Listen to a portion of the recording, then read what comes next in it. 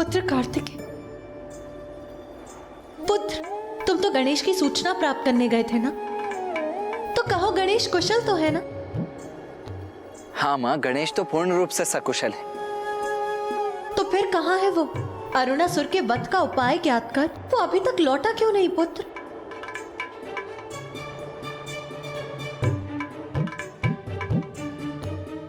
माँ, गणेश आने ही वाला है और उसने कहा है कि वो जैसे ही आएगा वैसे ही आपको अरुणासुर के वध का उपाय स्वतः ही ज्ञात हो जाएगा।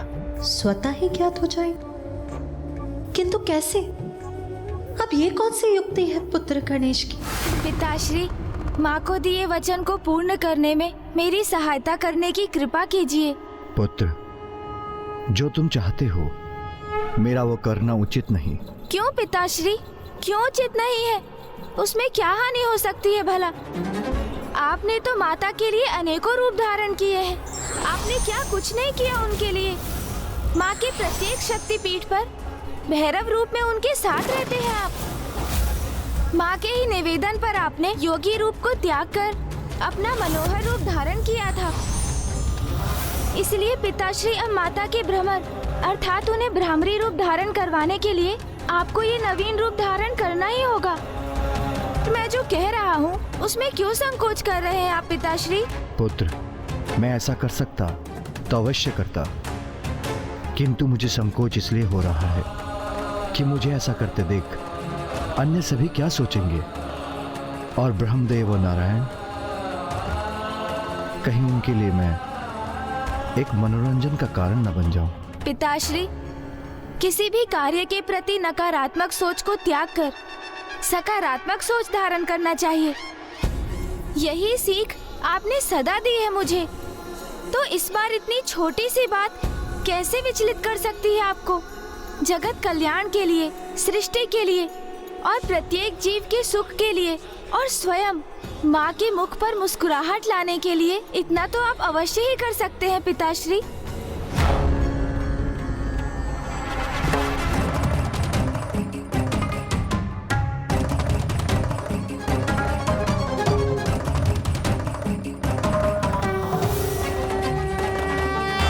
अधिक विचार मत कीजिए पिताश्री। जगत के जीवों की भलाई के लिए, माता की मुस्कुराहट के लिए मेरा अनुरोध स्वीकार कीजिए।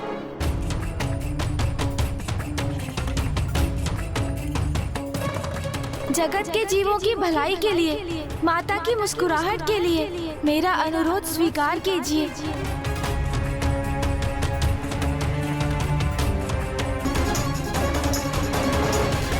उचित है पुत्र, जो तुम चाहते हो मैं धारण करूंगा वो रूप। फिर तुम मुझे उस रूप में स्वर्ग लोक ले जाओगे, जहां तुम्हारी माँ तुम्हारी प्रतीक्षा कर रही है।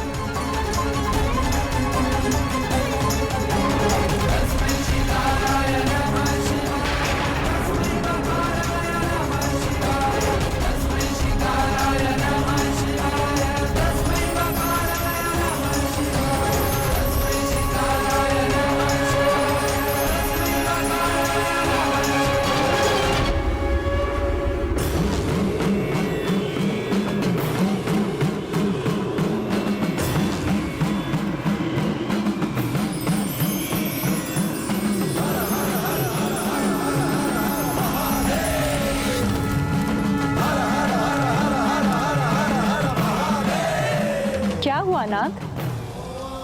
मुझे डमरू और शंख की नाद सुनाई दे रही है। ऐसा प्रतीत होता है जैसे महादेव कुछ ऐसा करने जा रहे हैं जो अपूर्व है, असाधारण है।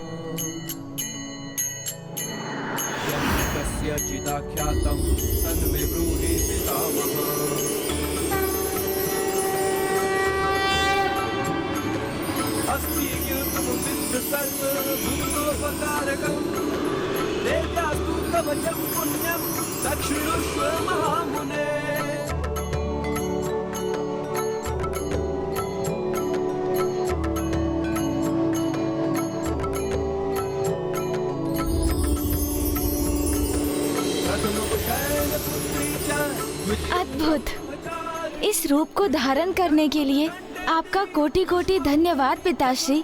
मुझे आज्ञा दीजिए पिताश्री, ताकि मैं आपको इस सहस्त्रार कमल पुष्प के रूप में माँ के समक्ष लेकर जा सकूं।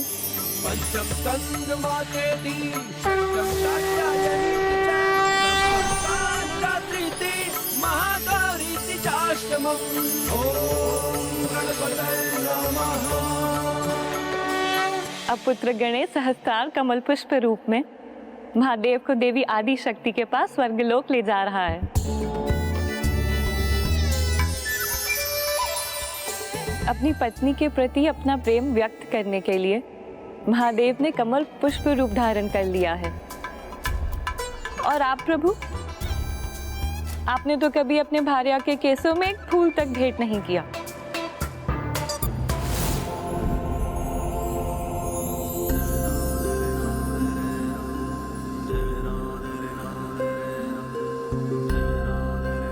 कमल पुष्प पर स्थित होकर आपको महादेव का कमल पुष्प रूप धारण करना मनोरंजन का कारण प्रतीत हो रहा है। महादेव के त्याग को आप कैसे समझ सकते हैं स्वामी? स्वयं कमल पुष्प पर विराजमान अवश्य रह सकते हैं, किंतु महादेव के समान मान अपमान की चिंता किए बिना अपनी पत्नी के मुख पर मुस्कुराहट देखने के लिए अपनी पत्नी के लिए निसंकोच इस प्रकार पुष्प रूप धारण कर सकते हैं क्या आप?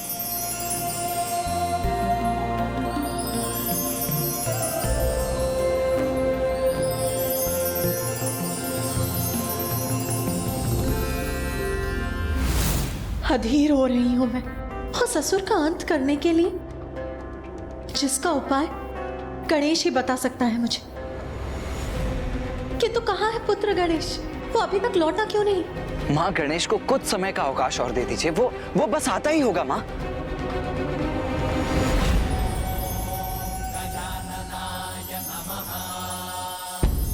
पिताश्री, मैं आपको यहाँ कहाँ स्थापित करूं?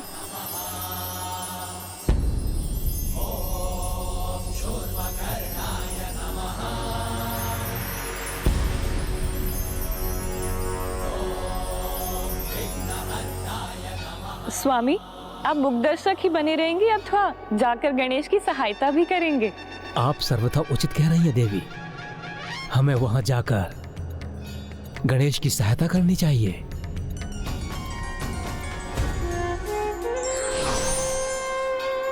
इस दिव्य कमल को यहाँ स्थापित करने के लिए कोई दिव्य स्थान ही नहीं है। चिंता न करो पुत्र गणेश, इस पुष्प के लिए उपयुक्त स्थान तुम्हें शीघ्र प्राप्त होगा।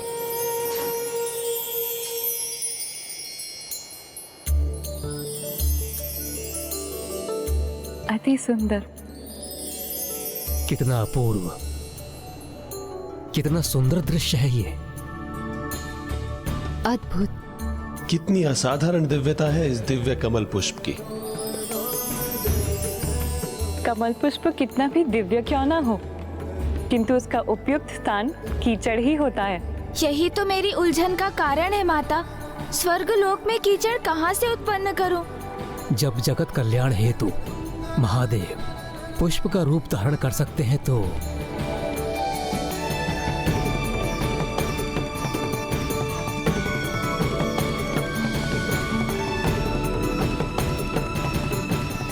अवश्य।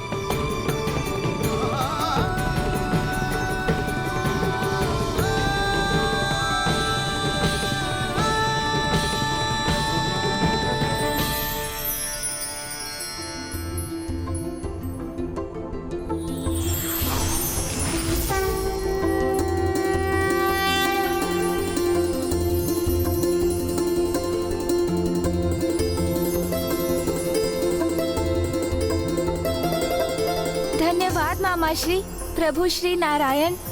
निर्मल जल सात्विकता का प्रतीक होता है, और जहाँ सात्विकता है ज्ञान का वास भी वहीं होता है।